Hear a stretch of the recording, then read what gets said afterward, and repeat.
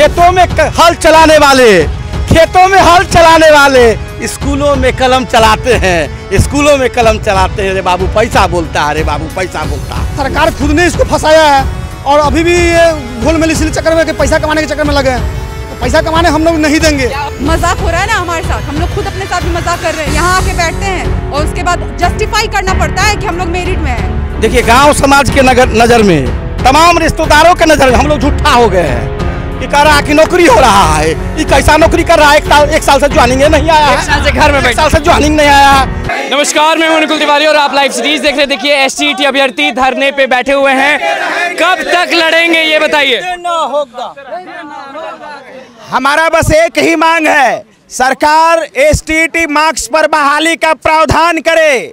STET marks पर जो exam लिया गया उसमें जो हमने मार्क्स लाया, मेरिट बना, एसटीईटी मार्क्स पर सरकार बहाली का प्रावधान करे।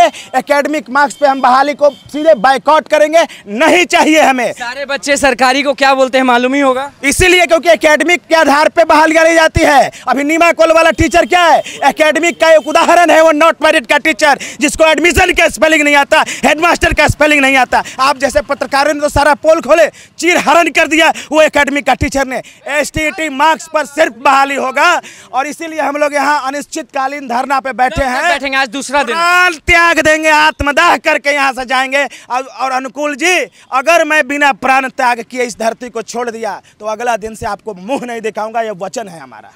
कुछ भी हो जाए यहाँ से जाएंगे नहीं जब तक प्राण त्याग देंगे। पेट्रोल डाला था ना, इस बार पेट्रोल डाल के आग लगा लेंगे, लेकिन इस धरती को नहीं छोड़ेंगे। सरकार को झुकना होगा, एसटीईटी मार्क्स पर बहाली करना होगा। बिहार का शिक्षा व्यवस्था को गर्त में नहीं मिलने देंगे। क्या किया नीमा कोल वाले टीचर ने? अरे क्या किया नीमा कोल वाला टीचर ने? बताइए तो, टीचर के लायक है वो जिसको हेडमास्टर का स्पेलिंग नहीं आता? वैसे 1.5 लाख घुसर दिया, 50,000 घुसरना चाहता है। एसटीईटी मार्क्स पर सिर्फ बहाली होगा, इसके अलावा कोई बहाली को हम मंजूर नहीं करेंगे। क्या होगा? देखिए, मैं एक कविता के माध्यम से, छोटी कविता है। खेतों में हल चलाने वाले, खेतों में हल चलाने वाले स्कूलों में कलम चलाते हैं, स्कूलों में कलम चलाते हैं। रे बाबू पैसा बोलता है, रे बाबू पैसा बोलता है। आपने बीओ साहब के सुना होगा कि हमने 8 लाख रुपया में ऐसे लोगों को शिक्षक बना दिया जो 4 बार जेल गए हुए थे, मर्डर केस में गए थे, मोलेस्टेशन में गए हुए थे, विभिन्न आरोपों में गए हुए थे। ऐसे हाय रे बिहार कैसे होगा? हाय रे बिहार, यही हाल है। हाँ, कैसे होगा हमारा समृद्ध बिहार? कैसे होगा बताइए? ये ज्ञान की धरती थी, बुद्धिजीवियों की धरती थी बिहार। और पैसा मांगा गया कि नहीं मांगा गया? हम 4 बार पास किए थे, एक बार नहीं, 11 में, 12 में, 17 में हम पैसा नहीं दिए। हमसे भी पैसा मांगा, कितना? बहुत जगह 1 लाख कहीं मांगा गया कि 1 लाख देगा तो हो जाएगा। उस समय 11 वाला में दे देते, कहाँ से देते? पिछले बार जो है, पिछले बार जब हम खस्सी बेच करके छोटा मोटा काम करते हैं तो मेरे पास गाय रहेगा तब ना कामधेनु, जिसको 1 लाख रुपया हम बेचेंगे तो नौकरी हो जाएगा। खस्सी बेचने से तो हमारी बात नहीं, पूरे बिहार के अभी जो है स्टेट वाले वो करा रहे हैं। अब बताइए, संडे का स्पेलिंग नहीं आता है?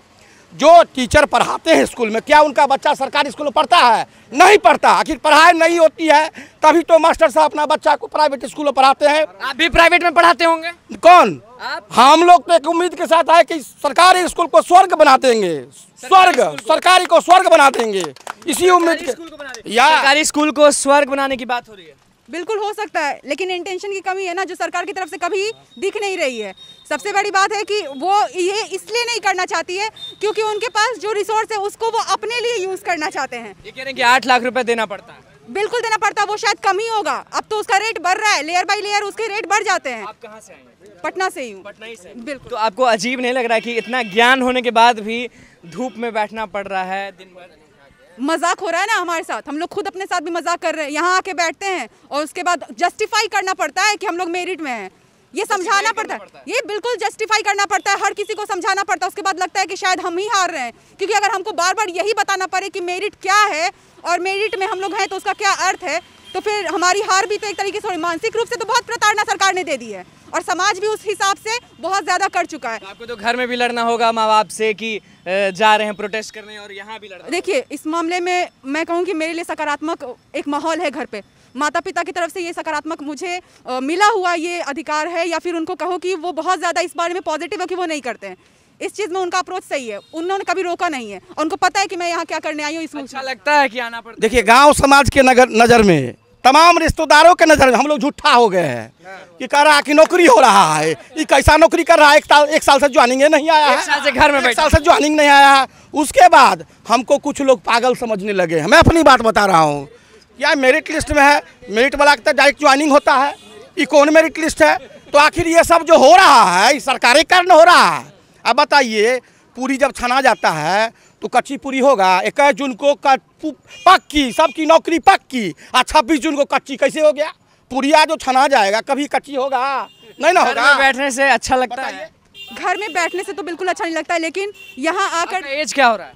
अब एज तो ऐसे डिस्क्लोज नहीं किया जा सकता है सर, लेकिन फिर भी जो एज हो रही है प्लस तो है। 25+।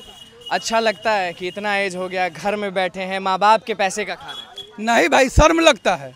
अच्छा कैसा लगेगा? हम लोग इतना मेहनत कर मेरिट में आए हुए हैं, भटक रहे हैं, तो अच्छा तो लगेगा नहीं, सिंपल सी बात है। लेकिन हम लोग क्या करें? हम लोग के पास ऑप्शन क्या है? हम लोग पास ऑप्शन सिर्फ था कि हम लोग परीक्षा देकर मेरिट में आए तो हम लोग आ गए।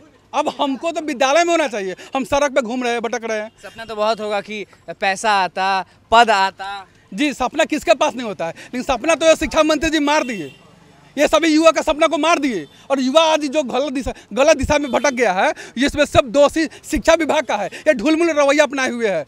वैसे शिक्षक, कितना गुस्सा आता है शिक्षा मंत्री को? देखिए, गुस्सा जो है वो दूसरी तरीके से भी आपको प्रोजेक्ट करना पड़ता है, तो हर बार चिल्लाकर या लड़कर या कोई और तरीका जो कि डिस्ट्रक्टिव हो सकता है हम लोग नहीं कर सकते हैं। आज दूसरा दिन है, कब तक आप यहाँ रुक सकती हैं? अनिश्चितकालीन, जो कि हमारे पोस्टर पे भी लिखा हुआ है, जब तक कि वो पब्लिक डोमेन में नहीं रख देते रिटन फॉर्म में, शायद ये खत्म नहीं होगा। बोली नहीं चलेगा, कलम चलाना पड़ेगा। जी बिल्कुल, कलम चलाने पड़ेगा, क्योंकि संघर्ष से जीवन है। हम लोग संघर्ष कर रहे हैं। हमारी जब तक मांगे पूरी नहीं होगा तब तक हम लोग यहाँ से हटने वाले नहीं हैं। हमारे डेली साथी सीट बाय सीट करके लोग पहुँच रहे हैं, और हटेंगे हम लोग नहीं। हटेंगे नहीं, कुछ भी हो जाए। हम तो सीधे सिंपली एक ही बात कहते हैं कि डिग्री दिखाओ, नौकरी पाओ, सिस्टम नहीं चलेगी, नहीं चलेगी, नहीं चलेगी। गुणवत्तापूर्ण शिक्षा देना के बात करते हैं सरकार की, सरकारी स्कूल में दिया जाए तो उसके लिए गुणवत्तापूर्ण शिक्षा की बहाली करनी पड़ेगी। या फर्जी डिग्री पे नौकरी देने वाली बात नहीं चलेगी। डिग्री दिखाओ, नौकरी पाओ, सिस्टम बंद। क्या देखे थे और क्या हो रहा है? सपना तो देखे थे कि हम योग्य शिक्षक बनेंगे और बिहार के बच्चों को अच्छा शिक्षा देंगे, और हालांकि इस मुहिम में बिहार सरकार ने एक पहल किया भी है। शारीरिक शिक्षा की अभी हाल ही में बहाली हुई है, तो उसने स्टेट के अंकों पे डायरेक्ट मेरिट बनाया है, जो कि एक अच्छा पहल है। हम लोग भी चाहते हैं कि चूंकि एडवर्टाइजमेंट भी हम लोगों का सेम है, उसी प्रोसेस से हम लोगों की बहाली हो, ताकि एक योग्य शिक्षक जो मेरिट में है उनकी बहाली सुनिश्चित हो जाए। नॉन मेरिट में भी हमारे कुछ भाई साथी है, वो अगर वो लोग भी आते हैं सीट बढ़ने के बाद, हमें कोई आपत्ति नहीं है। बुरा नहीं लगता है? बिल्कुल बुरा नहीं लगता है सर। क्यों बुरा लगेगा? जब हम अपने अधिकार के हक के लिए इतना लड़ना पड़ रहा है तो बुरा तो लगता होगा। नहीं, अपने हक के लिए लड़ रहे तो क्या बुरा लगेगा सर? मान लीजिए इसमें तो पूरा अधिकार हम लोग का है। आप तो सब जितने मीडिया वाले सब जानते हैं कि भाई ये मेरिट का और नॉन मेरिट का क्या खेल है। सरकार खुद ने इसको फंसाया है, और अभी भी ये घोल मिली इसी चक्कर में कि पैसा कमाने के चक्कर में लगे हैं। तो पैसा कमाने हम लोग नहीं देंगे। क्या होगा ये बताइए? क्या होगा? एसटीटी के फिर बैठेंगे 20 दिन, फिर बैठेंगे 25 दिन। आपको क्या लगता है शिक्षा मंत्री मान जाएंगे? मान जाएंगे इस बार जरूर मान जाएंगे। मनवा के ही जाएंगे, यहाँ से बिना मनवाए जा नहीं सकते। बहुत हो गया। चलिए देखिए, साफ लोग कह दिए हैं, एसटीटी अभ्यर्थी साफ कह दिए हैं कि अब बहुत हुआ, इस बार हम लोग हटेंगे नहीं यहाँ से। इस बार अपना जो हक है वो लेके जाएंगे। शिक्षा मंत्री को इस बार झुकना होगा। तो क्या कुछ कहना था एसटीटी अभ्यर्थियों का, वो आपने सुन लिया। तो बस लाइव सीरीज के साथ बने रहे, हमारे चैनल को सब्सक्राइब करें, फेसबुक पेज को लाइक करें। धन्यवाद।